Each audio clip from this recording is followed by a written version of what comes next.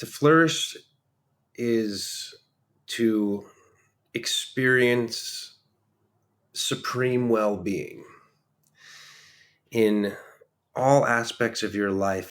There's some grandiosity in human flourishing because it's a moving target, things are always changing. We touch these high points in our life, but I don't think to be flourishing as a human cuts you off from the full range of the human heart, because we know that there's a lot of power in vulnerability. So let's look at the 5 pillars, and these 5 aspects of well-being would sum up to human flourishing. That is today's guest, Patrick Sperry. He's the founder of Flourish. It's a community that creates healing and transformational experiences through retreats and online education, really geared towards helping individuals live with purpose and compassion. And this episode we designed around these 5 pillars of well-being because I thought, well, if we're looking ahead at travel trends, why not throw this episode in this month to give us that foundation of well-being so we can flourish in the coming year, which, by the way, I don't think it's a word we've used on this podcast before, this idea of flourishing. I really love that. And you are going to walk away from this episode with some actionable takeaways and tools that you can use to gain insight into yourself, and it will definitely add some value into your life. And along the way, of course, we're going to hear Patrick's journey as a traveling yogi. He first moved to LA to pursue his dream of music, and then he spent nearly 4 years traveling across India and Asia, immersing himself in various spiritual practices, taking some detours and side trips along the way. We're going to hear all about that time in his life and how it feeds into what he does today, and so much more, all packed into a fun one coming at you right now. So buckle up, strap in. Thanks for being here, and welcome to the Zero to Travel podcast, my friend.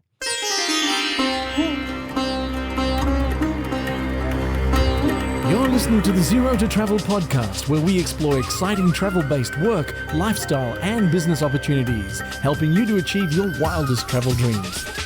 And now your host, world wanderer and travel junkie, Jason Moore.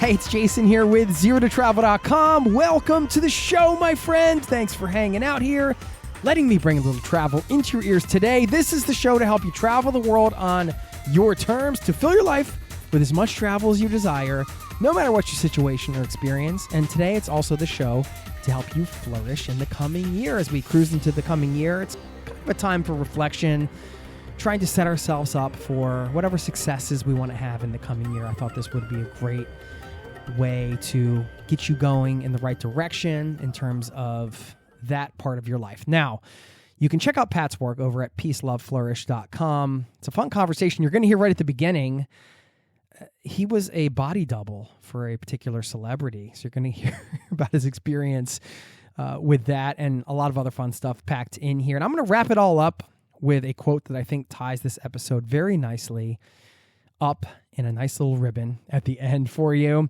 And don't forget, by the way, before we dive in, over at zerototravel.com/newsletter, you can get our free weekly newsletter, and that includes plenty of helpful travel resources, some musings, some personal stories, just some other stuff outside of the podcast that you don't get here, and that is free. Sign up over there at zerototravel.com/newsletter. Thank you so very much for being a part of this community, for allowing me the privilege of bringing you this podcast and helping me flourish and continue to flourish with this show.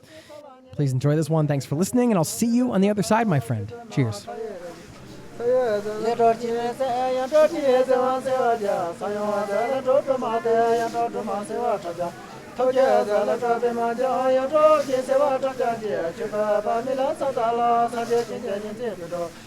do you prefer Patrick or Pat?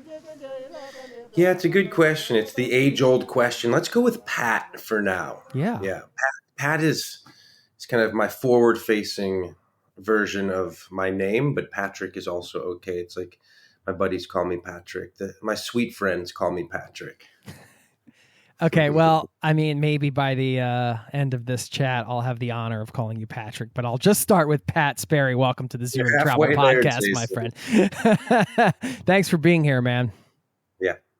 It's good to be here. We've got some good stuff coming your way today in terms of well-being. And I know this is like kind of what you built your life around, and you have some frameworks we're going to talk about. But I mean, before we get into all that, of course, we're going to have to learn a bit about your story. And I hate to start here because this sounds like, like this would be like the leading story on like TMZ or something. But I got to ask, man, how the hell did you become Beckham's body double, David Beckham's body double? Were you the one out there kicking the goals, actually? Or, That's right, Jason. You did your research. I'm impressed. Yeah, I've had a fun, adventurous life with different phases and chapters, and one led to the next here. I was a highly touted footballer, soccer player growing up. I was on the U.S. national team as a kid, played college soccer. And when I left playing sports to move west to pursue my dream of being a musician, which is something else that I've been nurturing for my life, it was natural for me to try to make a side hustle and give this modeling gig a shot. So I did that. And it's mostly waiting in line 10 times a week, not getting any callbacks. But one of the jobs I did land was this Beckham body double gig. The coolest part was that I would get these full sleeves of tattoos, which were David Beckham's tattoos replicated on my body, and they would stay on for months. So I was like 24 in Hollywood, fully tatted for 4 months. People thought that I was a badass.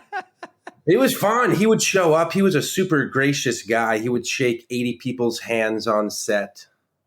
And I was a bit starstruck, That's so funny, man. Not to go back to the dating scene in LA at this time for you probably, but I could imagine that was a pickup line that was used a couple times. Like, by the way, sure. You don't want to know why I have these tattoos. Watch, I can even peel them off. No, that's cool, man. I mean, tell me a bit about the music dream, because you went for it, which I think is really cool. What did that look like for you, going for a dream that was like moving out to LA and just trying to get a record deal? Or what kind of music were you making? I'm just curious because I play in a band here and I write songs and stuff. So I just want to hear a bit more about that. Awesome, Jason. Well, thanks for taking an interest in my story. It's always an honor to share the life's path. For me, music was like the one space when I was a kid. I was picking up a guitar, 10 years old, and I was just inclined to write songs. It was the way that I processed my human experience. And I had all of this success in sports, but I shared that, the highs and lows, with my family. They were so involved with that part of my life where music was this sanctuary where I could just kind of be with my own and own for myself. And I always had this burning desire. I was pretty good, but I had to put it on the back burner of my life until it just was clear that I was going to go out to Hollywood and give it a shot. So I left to move west, and I cut a couple records with some really great producers who were writing all of the songs for One Direction. So I kind of had this like singer-songwriter vibe, optimistic. I'm a spiritual guy. It's kind of like what I stand for at this phase of my life. But even back then, my lyrics were uplifting, you could say. And they kind of cut to like the heart of you can do it. And yeah, I had a great time playing. I had shows at every little bar where nobody was watching in Hollywood.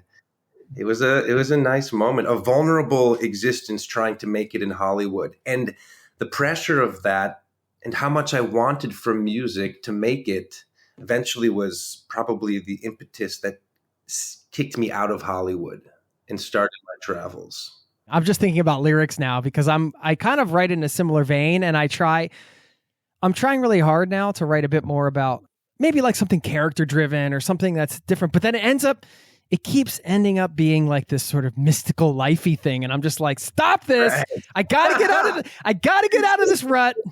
I hear you. My manager would chastise me because every song on my record had the word love in it. Yeah.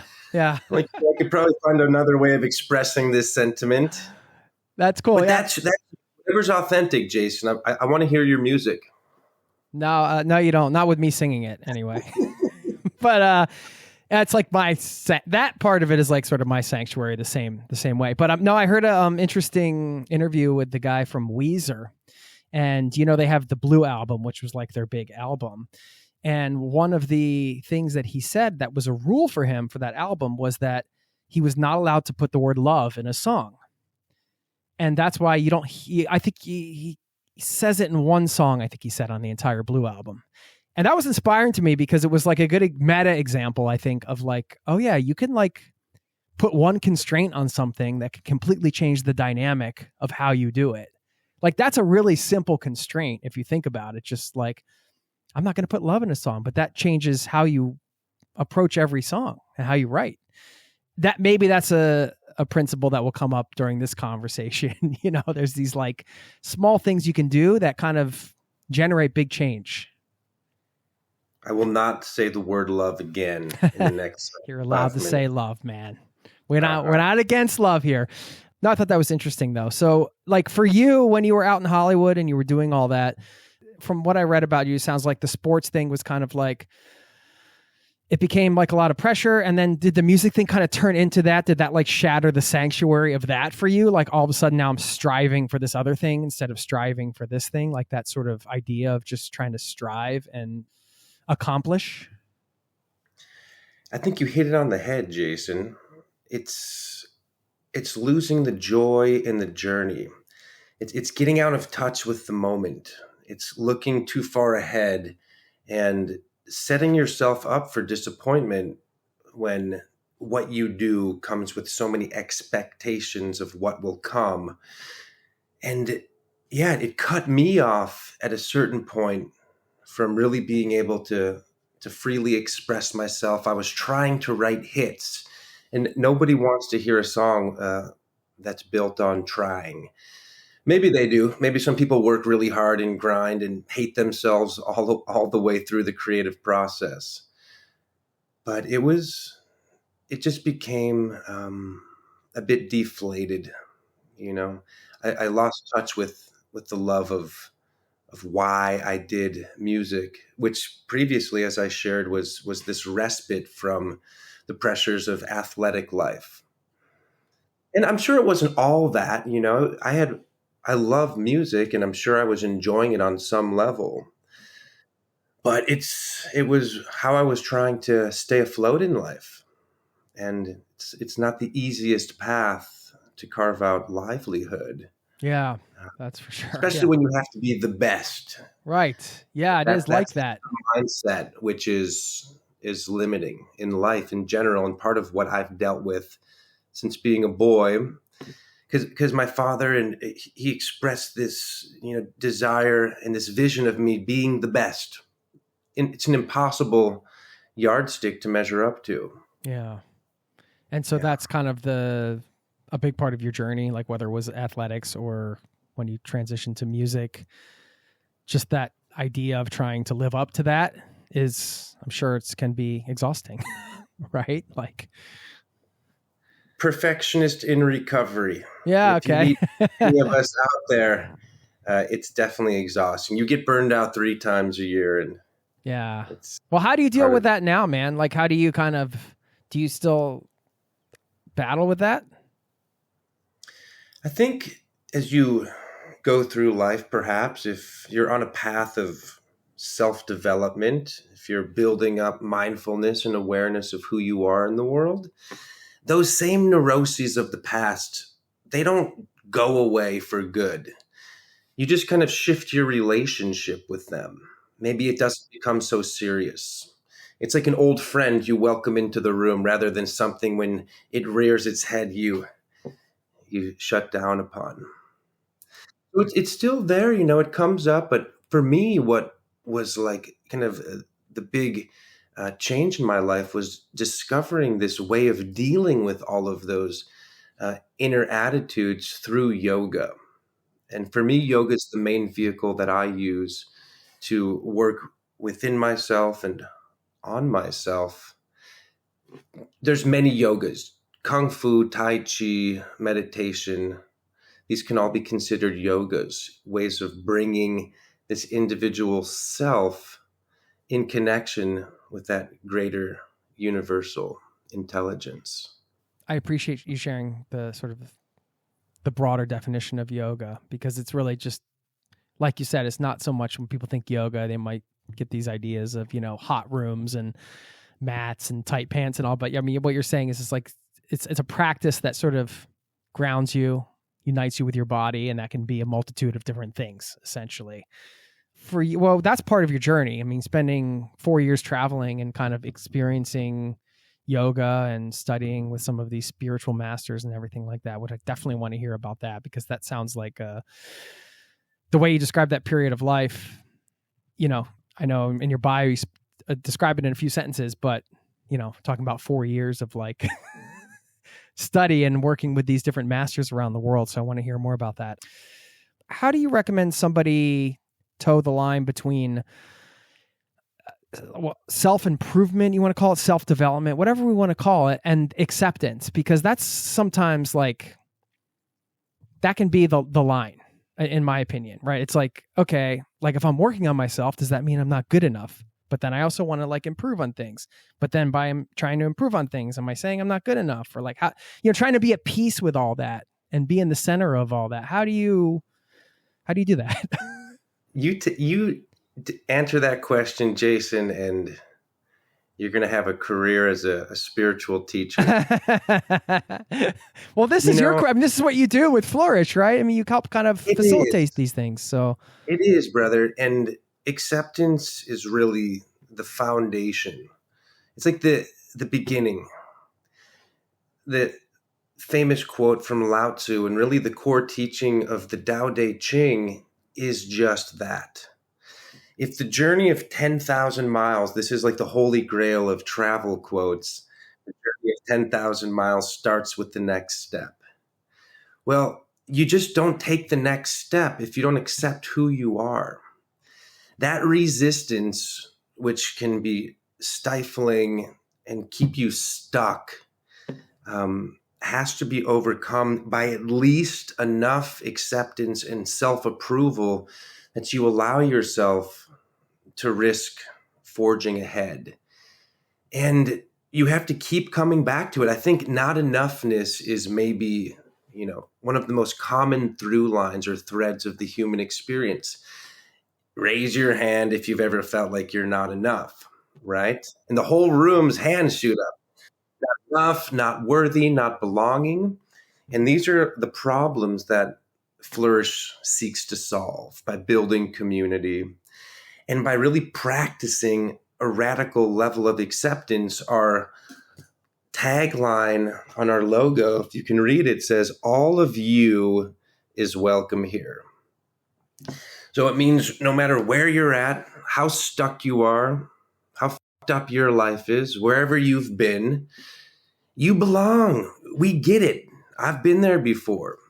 And I think risking vulnerability to expose with people that you trust, what these things are that feel heavy in your life, that immediately lightens the load. Yeah. Well, I know you came to this episode with these 5 pillars of well-being that can lead to flourishing in your life. And I want to get into those, but I do want to talk about this period of time where you traveled and kind of explored some of this stuff for yourself, because I would imagine that some of the things you learned carry into some of these lessons you're going to share with us today. We love actionable takeaways here, but I want to hear a little bit more about that time in your life, which sounds pivotal. From what I read, it seems like that was very pivotal for you. Just give us like a little bit of an insight into, beyond that sentence of, I spent 4 years traveling out, like, where did you go? Like, how did you I just want to dig into that. Like, how did you plan it? Were you just kind of like, hey, I'm just going to show up somewhere and then let it lead me to the next thing? Like, just I got so many questions about it, but I kind of want to hear you just like where to start, right? Like, how did you go into that? Was it just like, I'm buying a one-way ticket and I'm going to seek, Zen on this mountaintop? Or was it just, how did it all start? Where did it take you? Jason, you interview people who travel, so this is a reoccurring theme. It was catalyzed by a breakup. Healing. Okay? You wanted some healing. The healing journey, which for me, that was probably 4 years of avoiding, dealing with the pain of that breakup.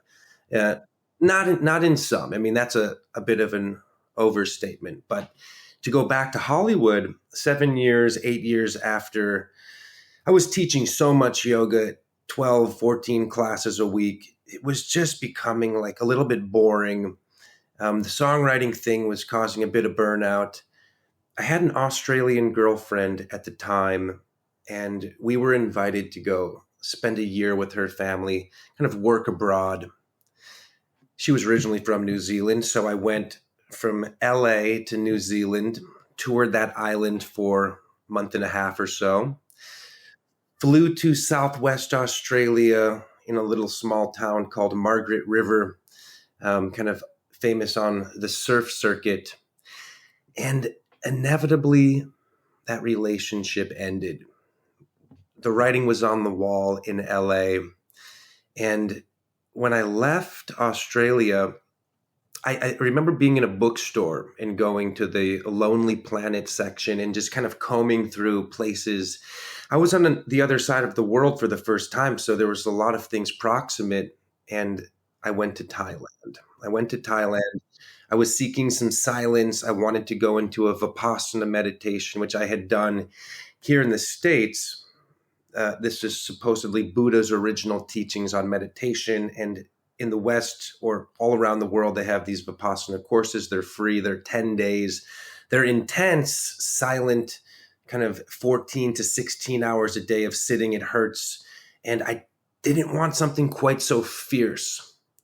I didn't want something that was going to be so challenging. I needed a bit of a soft space to just hold myself through this recent breakup.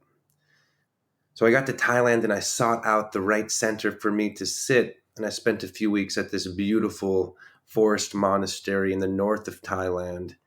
And we were doing more walking meditation through the woods with the monks than like this rigid sitting practice. It was very good for me. Yeah. So did you just turn up at how did you even find the place? That was fun. I was free. I was untethered. And I was kind of following the breadcrumbs through conversations, meeting travelers along the way, getting a hot tip on because there's so many options in Thailand that you can choose to study from. So I would sign up for a Vipassana. I would be on my way. Then I would meet an unlikely character who would say, no, you got to go to this place. And I would look it up. And it felt like, okay, that's more what I was looking for. So I would kind of change my direction. And en route, I would be diverted to the next spot. And I feel like I've been really guided, especially to land at the feet of these masters. Like there's so many different places I could have ended up, but the great beings that I ended up with were right for me. I feel like that's for sure. Like they were a magnet drawing me, and it was an inevitable outcome. Yeah.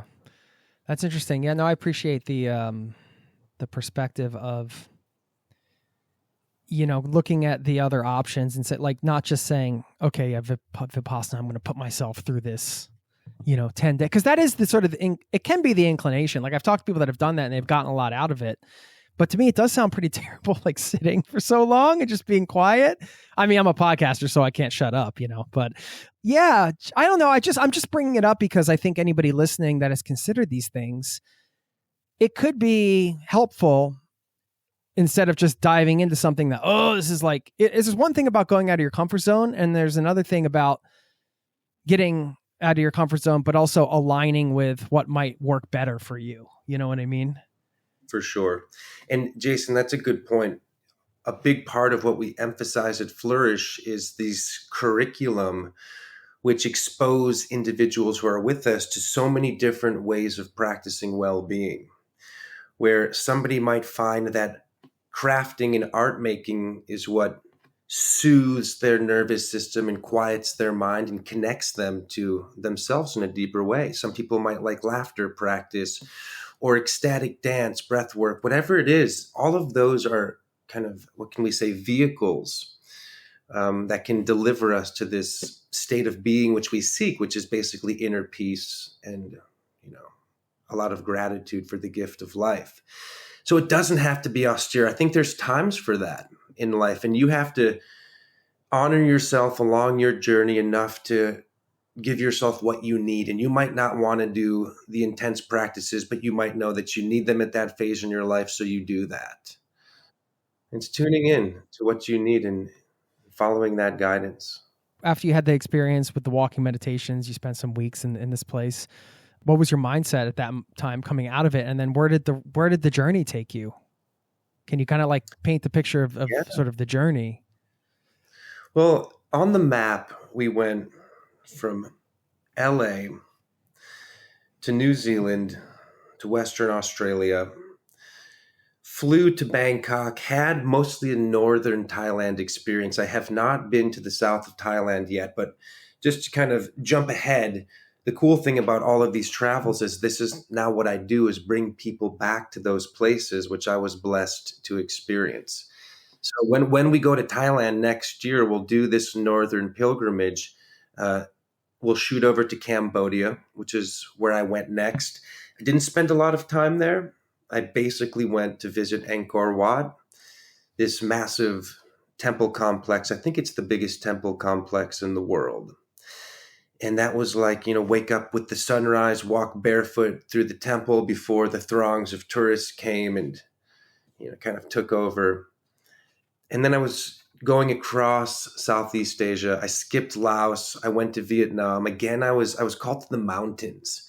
I felt like I needed to really ground myself, and I've always been in love with the mountain.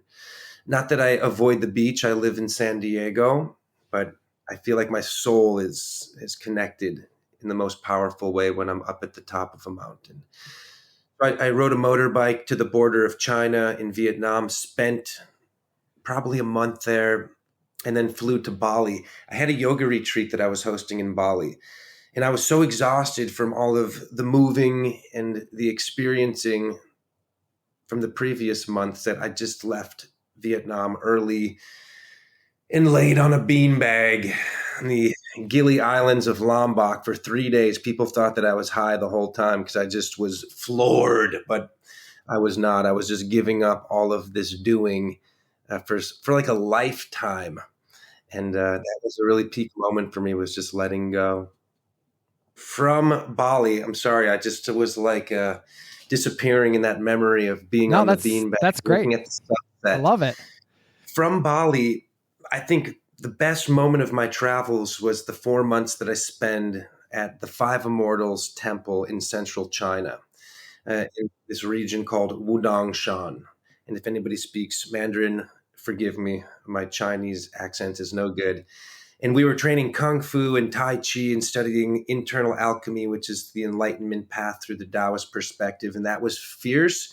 It was really challenging. And we had a community of 30 practitioners who were suffering on a daily basis together, which brought us together in a really beautiful way.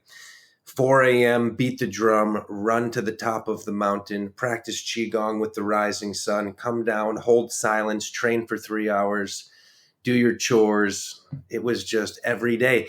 And when the clouds and the fog would roll in for a week, we were sleeping on wood planks, and we had one comforter. That thing would get wet. It would get moldy. It wouldn't dry. So you were like sleeping in soggy blankets on a wood plank, and it was awesome. And I will say one thing, Jason, the parameter that I set for myself throughout all of these travels was to kind of live low. I was pretty privileged growing up in the suburbs of Chicago. I was given a lot of opportunity, and I felt like my character required some pruning of this kind of entitled, privileged life that I had lived. And I needed to get comfortable living with less, even like with all that I wanted from music. Can you be content, satisfied, fulfilled, staying in a $3 hostel, living in the temple and sleeping on the wood planks with the molding blankets? And the answer is yes. And there's so much beauty in simple living. And that was like reculturing and reorienting my perspective on what I needed to be happy. So I kind of came down from that, and I loved it. Round this off real quick. China to Hawaii to India And I was in India for 18 months, trekked through Nepal, kind of circuited around Europe. And India was the holy grail for me. I knew if I went there to start my travels, I wouldn't go anywhere else because I was so in love with the Hindu pantheon of deities and that whole yoga culture. So that was a whole world unto itself where I went to these real remote places. Like I tell my Indian friends all the temples that I visited, and they're like, "Man, you've gone so many more places than me." That's But incredible. he was awesome, and we could go on about that, but I digress. No, And let's. that's great. Yes. I mean, first of all, the temple, the Immortals Temple, that was called. What a name. First of Five all, Immortals. you could, I mean, and this sound like this entire, because I used to watch kung fu movies growing up. And I mean, you like lived, it sounds like like the kung fu movies that I watched. It's like, like crazy training, they would carry buckets with, things with spikes you couldn't drop. I mean, I don't know what you were doing, but it sounds Was like very similar, like a Shaolin temple type of thing. I it don't was know. like that, Jason. That That's crazy. one of the stories I love to tell from the temple was I was a bit arrogant. I still am. I'm still working on that. No human personality is perfect. And I decided to take a vow of silence. Nobody else was doing that. And it really didn't work or fit with the group dynamic because we had to work together. But Pat was doing 3 days of silence. The day I chose to do that, I had to ask Shifu. He said yes. He sent us down the mountain, which was like a 2-hour downhill trek, probably 3 hours on the way up, to pick up supplies for a medicine house that he was building on the top of the mountain, which was like 30 beds and like bed frames, really terrible things to carry up. So I had a stick, I cut a bamboo, and I had on either side like the foot and the head of the bed, steel framed, sliding off. And I was like, I wanted to complain. I was looking at my friends and like saying, "What? This is crazy." And then he sent us down again. But very soon, since I couldn't talk and I couldn't put voice to complaint, it was just this awesome dance of one step at a time. Had I been able to voice my complaining energy, it would have made the whole thing terrible. But since I was in silence and I couldn't kind of reinforce the fact that this sucked, it didn't suck. I didn't give energy to what wasn't going well. And I love that because I teach the art of not complaining, especially in the men's retreats that we hold. I think there's a lot of power in just deflating the complaining mind. Anyways, a teaching from travel. Yeah. Again, I'm still got the montage, the karate kung fu training montage thing going on in my head, imagining you carrying this bed frame up the mountain. That's insane, man.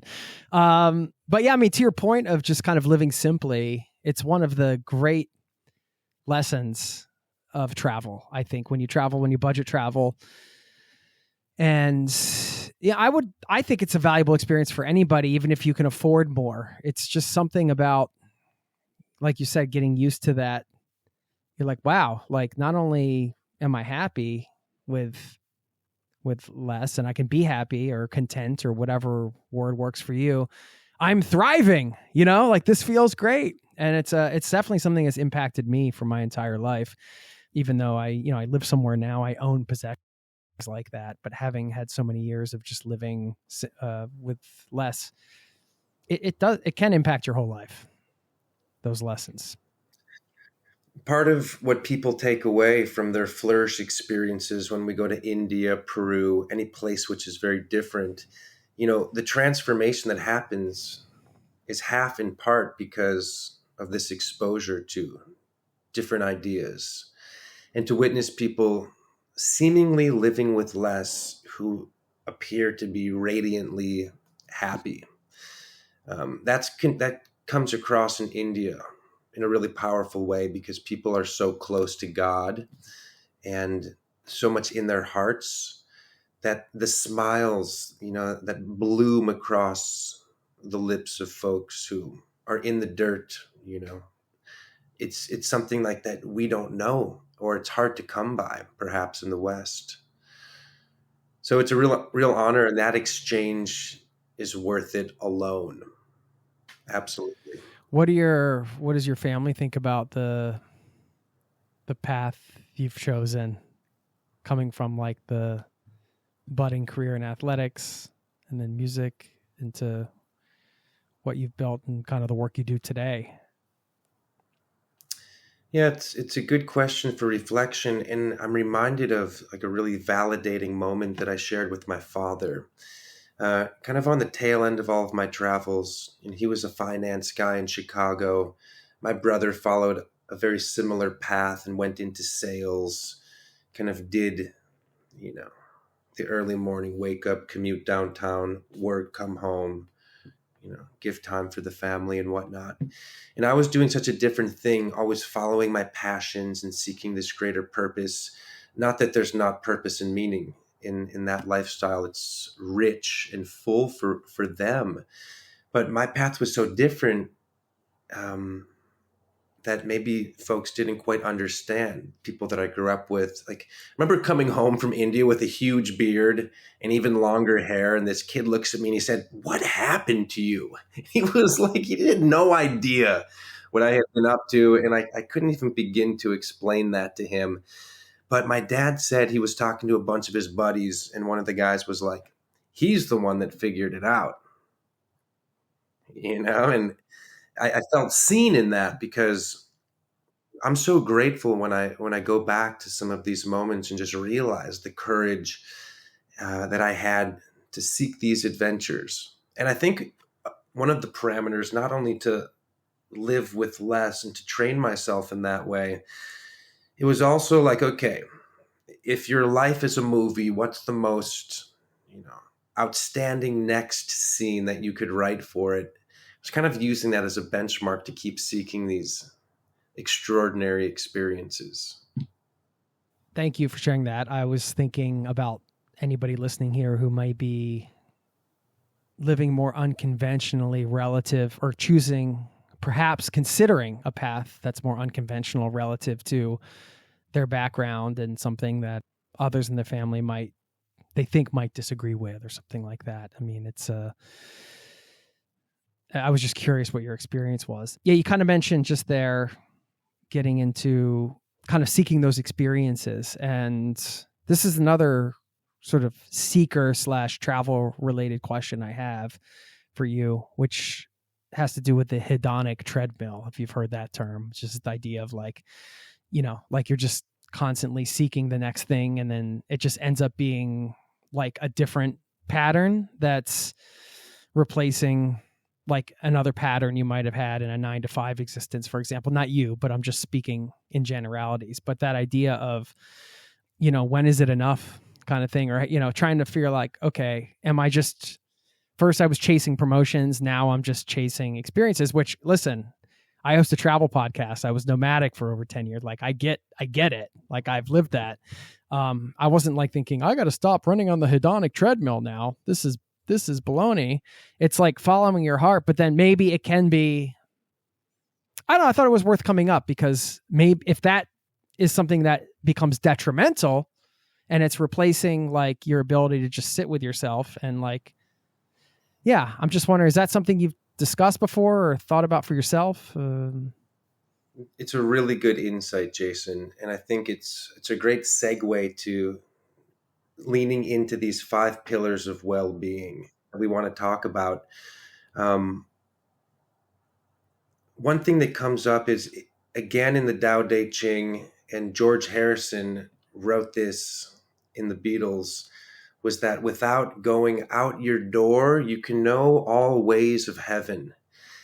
On the spiritual journey, you don't need to really go anywhere or do anything to have that insight, which would wake you up to the reality of who you are. So in some way, in some classical texts of yoga, they suggest that the yogi doesn't travel long distances, that's exhausting, and it takes you kind of away from the space which you're cultivating in, and that space is important. Like you want to sit in the same cushion every day in the same place at the same time. It builds up this regularity so that when you sit, you drop into meditation and you can deepen with that type of structure. When you travel, you like bring your meditation shawl with you so that wherever you are, at least you have this object which is starting to build up some energy. But for me, you know, a great Indian teacher said, God's gift to you are your talents. Your gift back to God is using them. And after 4 years for me, I just felt like, okay, enough experience. I actually couldn't spend almost one more day away from the next step of my life, which was to grow roots and to start sharing my gifts again. My cup was full. I needed to come back and start to water the world around me a bit with all of that which I had been given. And I live a very purpose-driven life. Like I feel fulfillment now more than anything by building my business, by creating these opportunities for other people to connect with themselves. And with a family and a home and a thriving podcast with over 12 million downloads and counting, I'm sure you understand, how much meaning sharing your gifts brings to your life. But I wouldn't have, traded those years on the road for anything. And it's so wonderful for me that I was a bit potentially, you could say, aimless, or like I didn't know what was going to come of this. I wasn't doing it really to get anything these years of traveling. I was serving my life. I was giving myself this chance to connect with these traditions, which for sure, I knew were going to empower my life for the rest of my life. But the fact that, I did that without expectation, that I'm going back to these places with my business and connecting these folks who travel with us to the teachers that I had. It's just this wonderful full circle, which I couldn't have seen coming, but looking back, it's a beautiful part of the play. Yeah, I love it. It's I think probably a lot of that resonates with people listening. It's like for some of us, we might not know what's going to come out of it, but we know it's something we have to do. And I'm speaking about traveling. Maybe some people, they don't, like you said, they don't need to go anywhere. You don't necessarily need to go anywhere to have some form of enlightenment, whatever that means to you, whether you're spiritual or not, insight into what you want to do as whatever. Like you said, you can get that at home, and that's good because people are listening and they're like, oh, good, I save some money now. I don't need to go.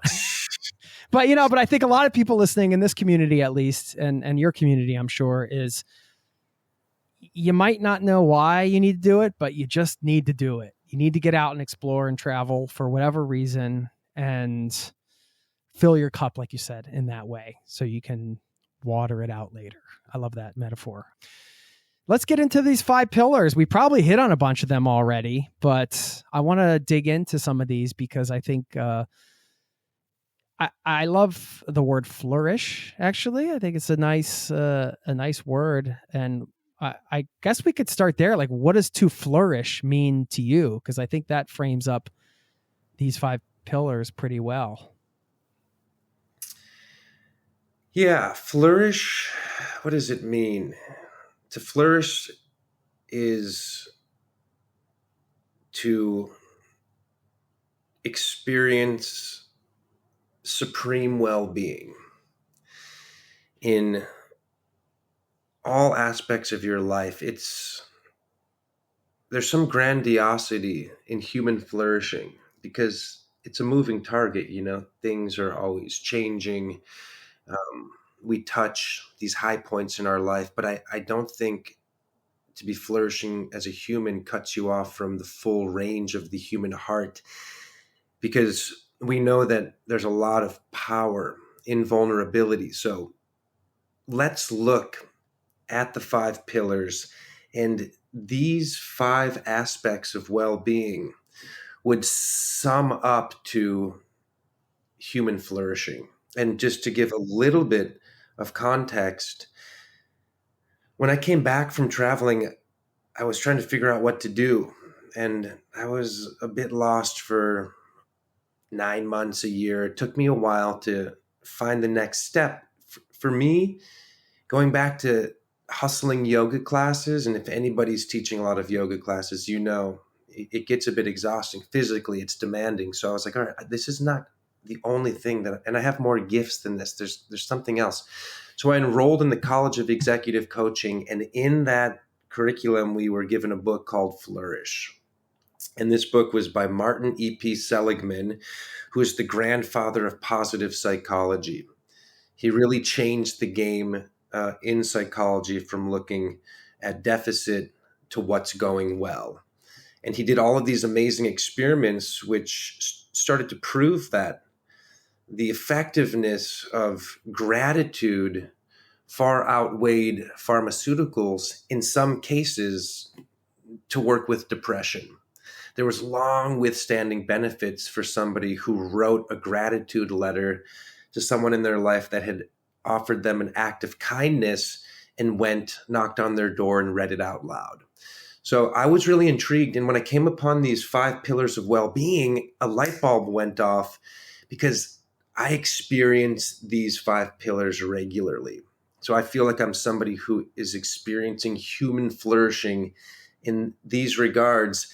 And then I also felt like I knew how to bring other people into that resonance of flourish. So there's an acronym, we could say PERMA. Again, this is Seligman's work, PERMA. If anybody's watching and wants to write that down, you can take notes on these. And while we're doing this, the invitation for the listener and for you, Jason, is to just reflect on kind of where you're at, to measure yourself up against, these ideas. And again, there's so many ways that we can start to activate these aspects of our life. The first one is called positive emotion. In the spectrum of emotions, I've got an emotion wheel right here, just for reference.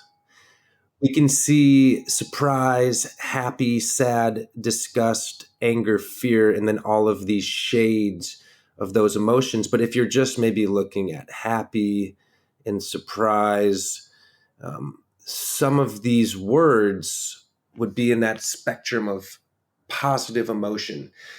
So are you feeling joy, gratitude, excitement, positivity on a regular basis, like maybe more often than sadness, depression, whatever it is? And no judgment. We all, are entitled to the fullness of this life. But what can you do if you're stuck in sadness to shift your state to come out of it? Well, there's so many things. You could just try laughing. It's contagious. It is. And the chemical effects and the feel-good endorphins that are released when you fake laughing are the same as real laughter. So laughter practice works. Smiling works. And there's so many things we can do, little things. So positive emotions. I mean, Jason, how do you want this to go? Do you want to offer reflection as we go through these 5, or do we want to wait till the end? No, let's just, I don't know. We'll see what comes up. But what makes you feel good? If it's seeing the smile of your child, then what are the small things you can do to spend more time with your kids? These types of questions. PERMA, engagement. And maybe we can even frame some of this in the context of traveling.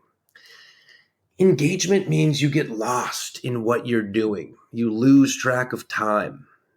You enter the proverbial flow state.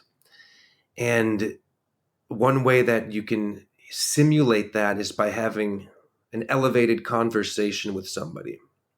I'm sure you met people over those 10 years on the road, Jason, where you ended up in a tea house or a coffee shop, and before you knew it, it was dark outside. You'd made a lifelong friend, and you've just lost yourself. You were immersed. I'm doing it moment right now, man. Are we engaged? I'm engaged. We're laughing. We are flourishing right now, Jason. So far, I think we can check the box. Positive emotions are flowing in this conversation, and we're super engaged. Yeah. The third aspect, which is also happening here, is relationships. But we're in relationship with the world and everyone in it that we encounter on some level, but that deepening of relationships that matter in our life. So, who's one person that's super important to you, Jason? Well, my kids, my family, Okay. Yeah. Right. So if you can identify like the five people in the front row of your life, as Tony Robbins says, what are you doing to nourish those relationships? Yeah. If you're podcasting 10 podcasts a day, no time for the kids, do not enter sign on the door, then you're cutting yourself off from the experience and the benefits of being there with Yeah. them in a deep way, risking vulnerability, sharing intimacy. Yeah. It's a great way to think about it is I like it when you can kind of ask the right question related to that point. In that case, the question was like, what can you do to foster these relationships? Or I'm not sure exactly how you worded Yeah, it, but sure. It's a great question. That's a great point. On the road, you're meeting new friends, you're having lovers all along the way, you're developing those relationships. But, there's people that love you back home as well. Like, when was the last time you called? And what's the texture of those conversations? Are you willing to, elevate the conversation a bit and really check in with somebody's heart? And there's a lot of richness in that. So positive emotion, engagement, relationships, and then the M in PERMA is meaning. So what is meaning? It's not far away from purpose, but it's a little bit different. And the way I like to frame it is, what are you part of that's bigger than yourself? What gives meaning to life for many people is the family dynamic, their children, their partners, your community, your affiliations. You see, we had the San Diego Padres versus the LA Dodgers game 3 last night, leading up to the World Series. And there's a lot of people in San Diego who find meaning by being part of this institution, which is bigger than themselves, called the San Diego Padres.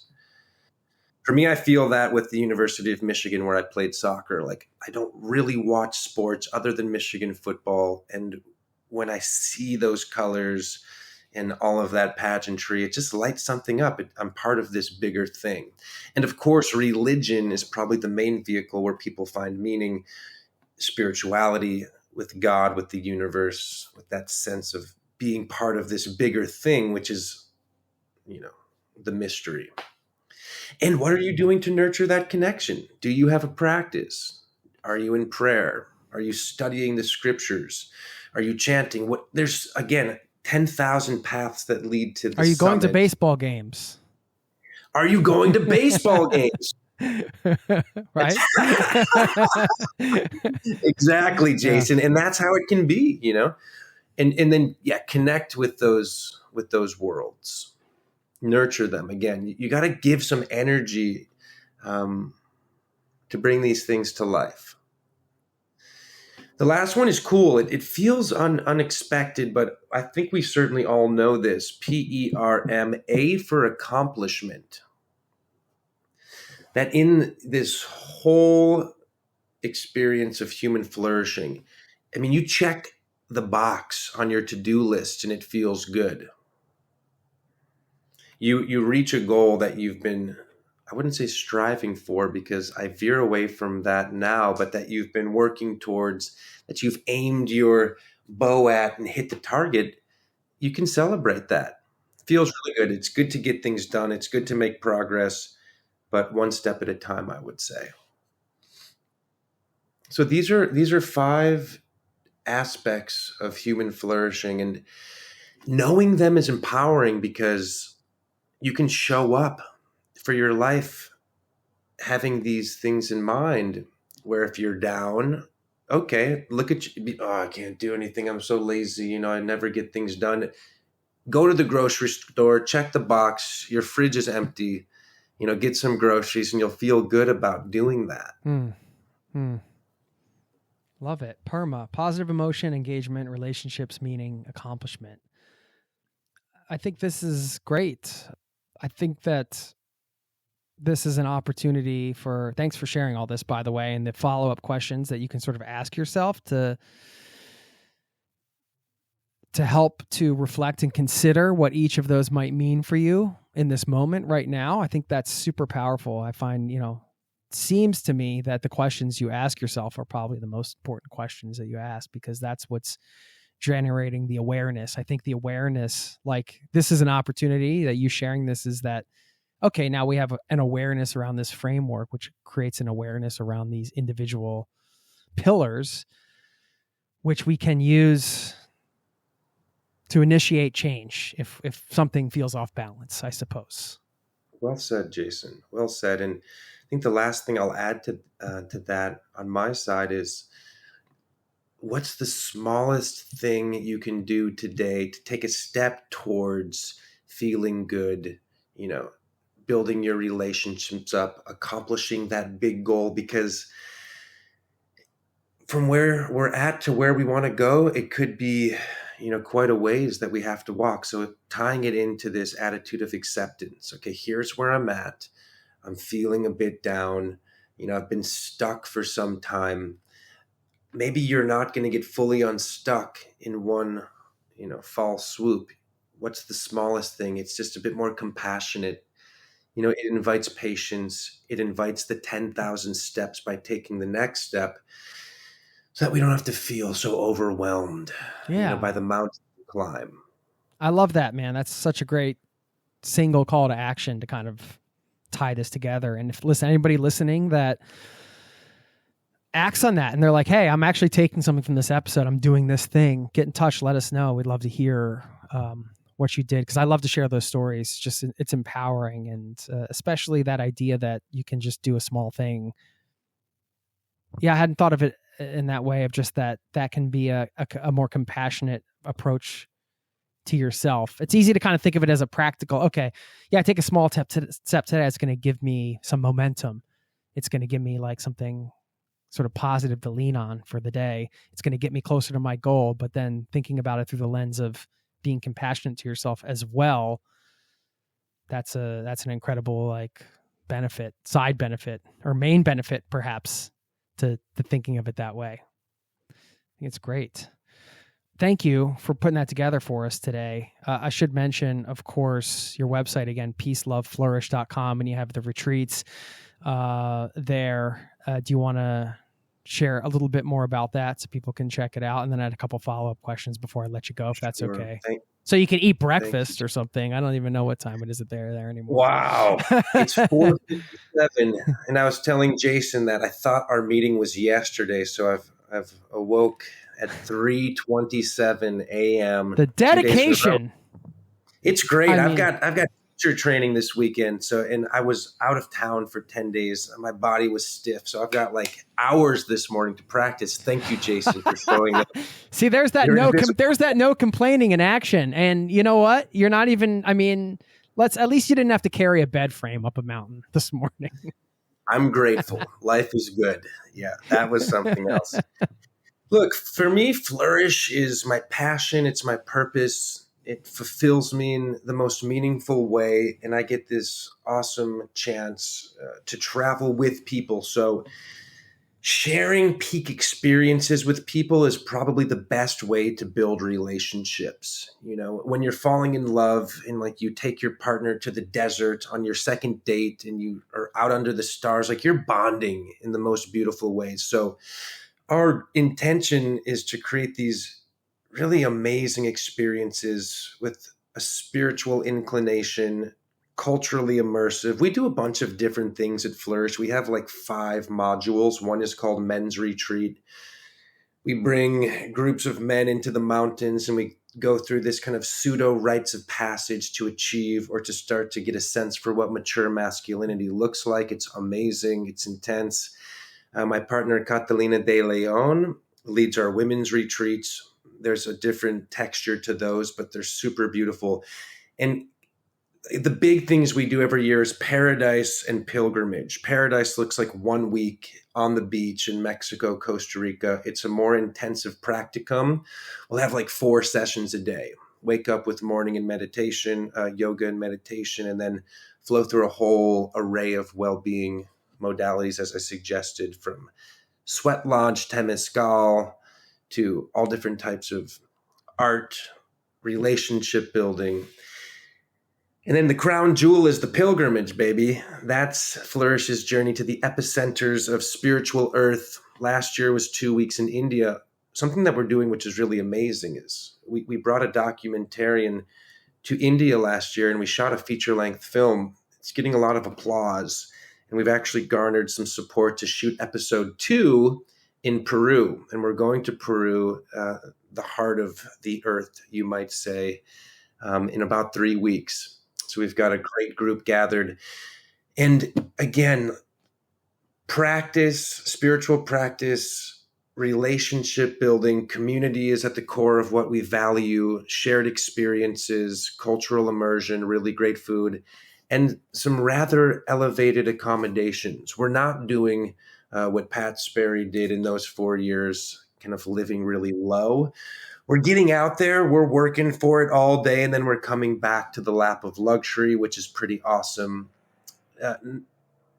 with a few caveats in between. We like some simple accommodation because there's a lot of richness in that. But yeah, the call of action is to, if you're lonely, if you're feeling like you're not connecting with yourself, if you're stuck on your cell phone and just need to feel your heart more deeply and start to deal with whatever's going on within you in a very safe and fun space, then Flourish is a great place to elevate your existence, to grow your soul tribe, and to really imbibe the beauty of culture. We're here for it. Beautiful, man. Congrats on building this and creating this community, and that being like the full circle moment as you described before, kind of tying in all your travels and the work you did over the years. Appreciate you sharing, and we'll certainly link up to everything. I had a couple more questions, if it's okay, before I let you go, because, I haven't really talked about this on the show because I haven't had anybody that specialized in what you said in an email, which was helping men integrate their masculinity and some of the lessons from the men's retreats you've run and stuff like that. Yeah, I'm just curious to hear a bit more about what that looks like. And you mentioned the rites of passage thing, and I was reading recently, I think it's the book, The Anxious Generation. I'm not sure if you read that book. It's about cell phone use among teens and all this stuff. But one of the points he made is that in modern society, modern Western society, I'd say maybe more specifically, the rites of passage have kind of disappeared, like these sort of rites of initiation and these sort of markings of like a particular time in life where you go from X to Y or whatever. Like a classic example might be like a bar mitzvah or something for somebody of the Jewish faith when they're 13 years old. And then that's when they become a man. I'm using air quotes, or some of the other like examples that like the Maasai warriors have in different, groups around the world, that those are disappearing, and that we should maybe be conscious of that and work to perhaps construct some of those for our own families, because they're important. It's an important part of growing up. So for example, like I might say to my daughter, okay, when you're 9 years old, you're allowed to walk like to the store by yourself and get candy, and the store's like, a mile away or whatever. And that will be like and that will be like maybe not a rite of passage in terms of like a ceremony, but it'll be something like, it's like a benchmark, right? That kind of like tells you, oh, okay, I'm at this phase now. And apparently those are very important to humans. And it's not something we've talked about too much here. And it sounds like that, I'm getting a sense of that's kind of like a part of what you do here. So yeah, I just wanted to hear your thoughts around that. Well, Jason, you've gotten me to sit up a little bit taller. Okay. as soon as you say men's work, it calls me into this kind of uprightness. And I love the topic. I'm really passionate about it. I run men's groups for free in San Diego because now we're talking about rites of passage just for a few minutes. And women have rites of passage, and you're mentioning your daughter, and that's valid and true. But what I'm really passionate about and have some experience with is working with men in this case. I mean, we have 80% women who come to Flourish Retreat. So working with women is a privilege and an honor, and creating safe spaces to hold a container where women feel like, okay, they can start to do this work and be vulnerable, that's an honor. I take it very seriously. I feel it's really powerful that I have just this most amazing partner in Catalina, so that we're holding this female and masculine energetic pillars to support our groups with. Great. But women don't come to men's retreat. And they can't, because men start acting weird when women are around and the whole thing is just lost. So it doesn't work. Kat was like, can I come? Do you want me to I'm like, you cannot come. These guys are going to be completely distracted. So a little history lesson, go back to 1780 to 1830, the Industrial Revolution, this really big moment in human history, which just shifted the script forevermore. There's no going back. But before that, there was 5,000 years of human culture, okay?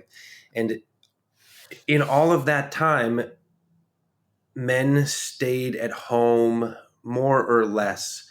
And there was this proximity that the sons had to their fathers, whether it was in the field, just watching the male body, feeling that male mode of emotion and how men process their inner worlds. We saw it, we felt it.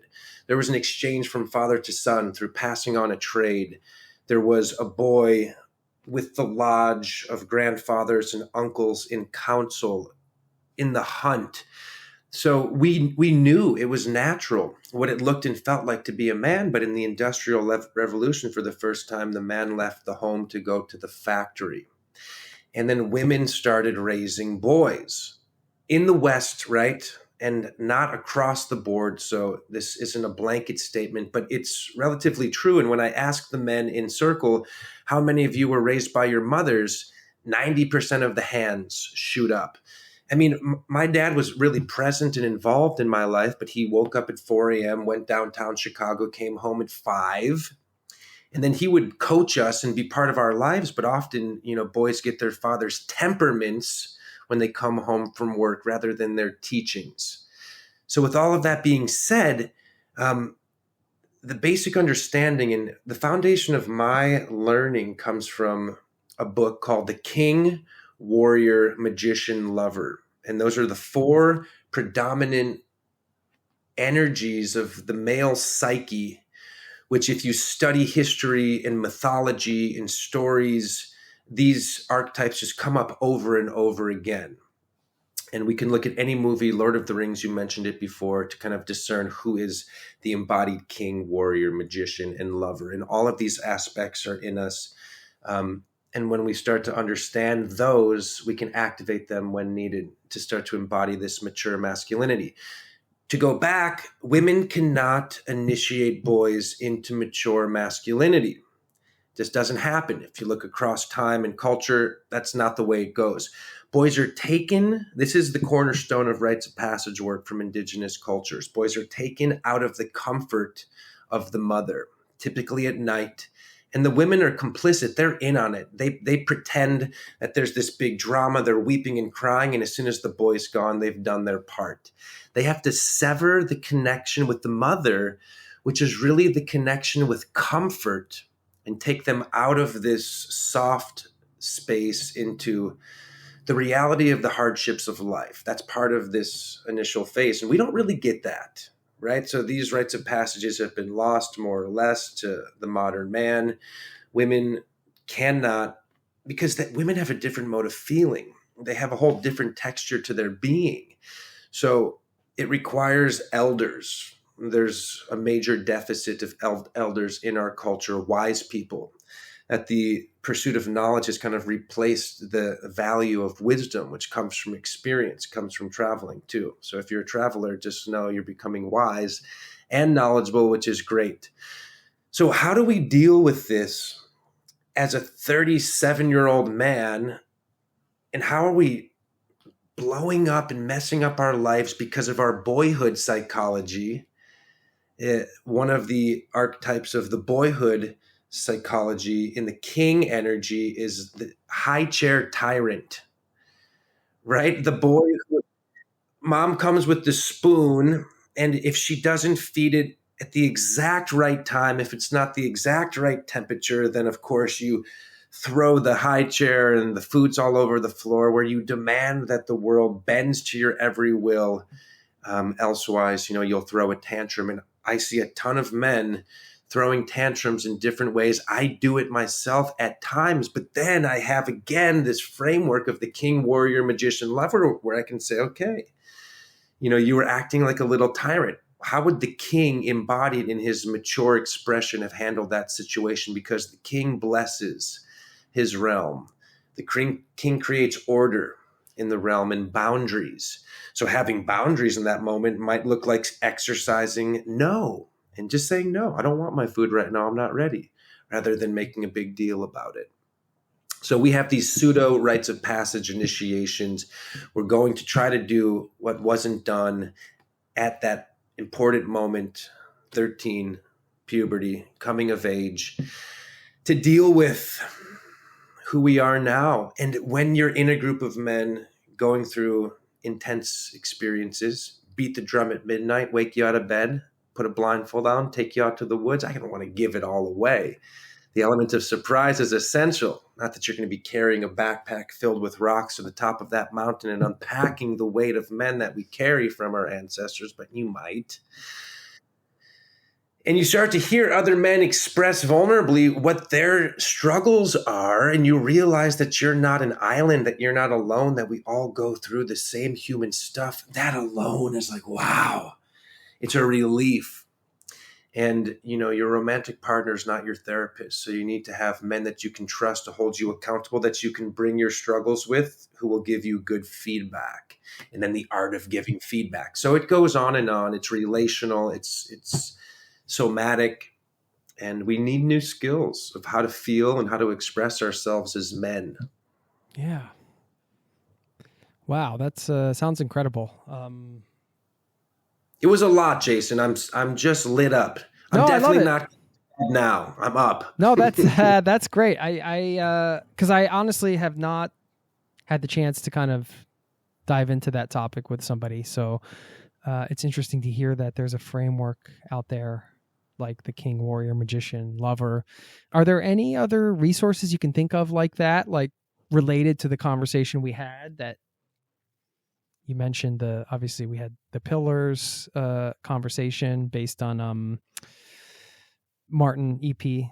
Seligman's work, and this book around sort of the archetypes, the male archetypes.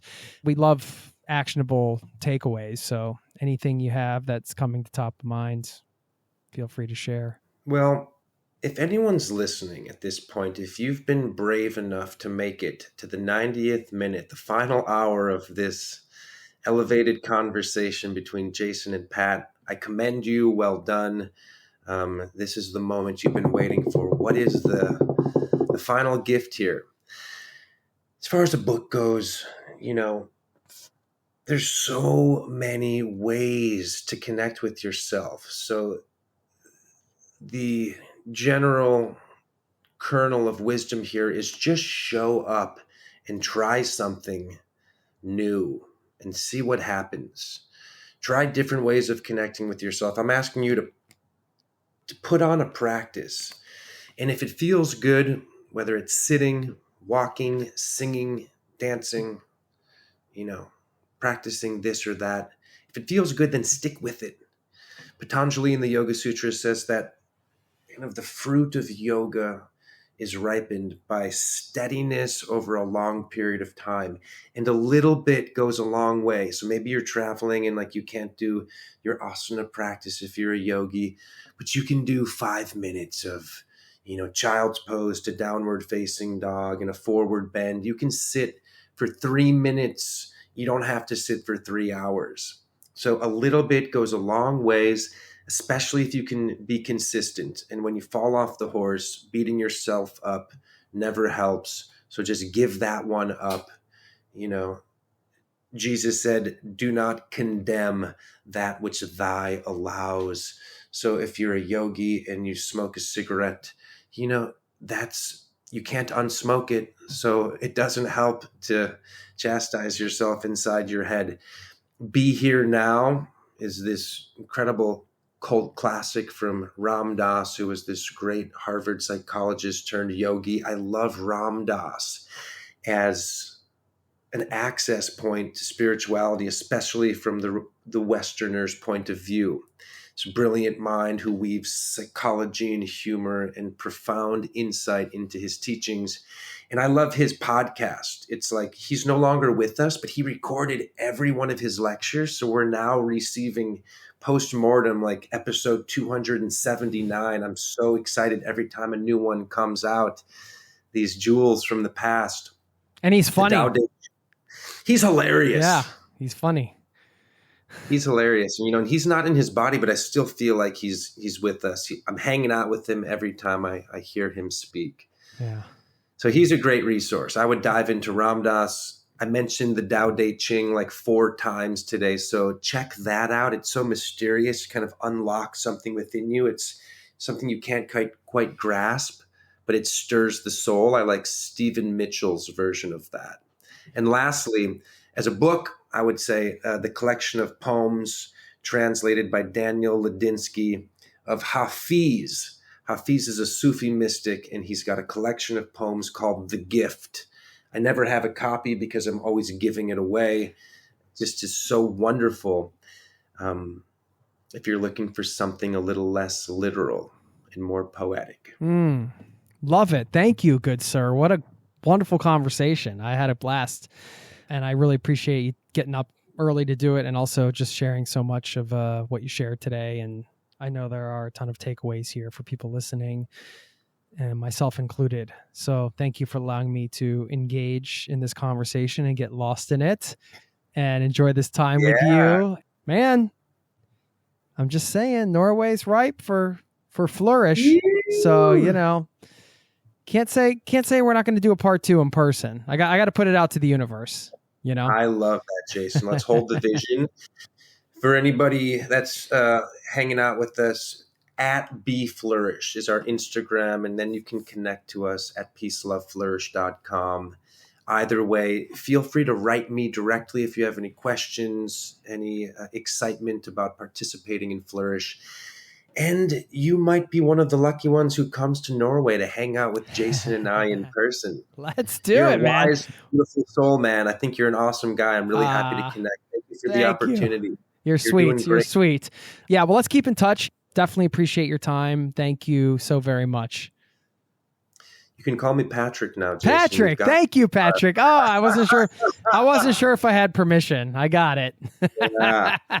Blessings to you, brother. I checked off a few things, man. Positive emotion, engagement, relationships, made a new friend. I got the meaning of putting this out to help people. And now we have the accomplishment. I can now call you Patrick. So, bam! Fantastic. Nailed the perm. Well done, sir. You are flourishing, Jason. I got a perm today. That's a bad pun. I'm sorry.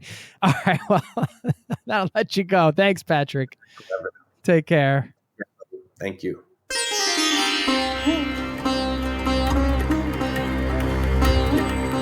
There you have it. Quick thanks to Pat for stopping by the show. Of course, check him out at peaceloveflourish.com. I'm going to wrap this one up with a quote that I think does a good job of summarizing some of the stuff we talked about today. This one's from the Dalai Lama, who said, "In order to carry a positive action, we must develop here a positive vision." And I think that's what we've done today, at least starting to develop that positive vision, that foundation for flourishing in the coming year. And if you want a little challenge to go about your day, do something for yourself in the next few days, some sort of self-care. I know I am aiming to hit the sauna down at the Oslo Fjord tomorrow. And you know what? I have a lot to do, but I'm like, let me just set this to the side. I'm going to do a little sauna action with my friends. So, we never have enough time. There's always stuff to do. If you are able just to carve out even an hour for yourself to do something that will fill your cup, I'm going to leave you with that challenge to go ahead and do that. Don't forget also to sign up for our newsletter over at zerototravel.com/newsletter. If you haven't done so, please sign up over there. It sends out once a week and it's free. Thank you so much for listening. Thanks for being a part of this community. Peace and love to you and yours. Have a wonderful day. Cheers. This podcast has been brought to you by zerototravel.com. Ideas and advice to make your travel dreams a reality.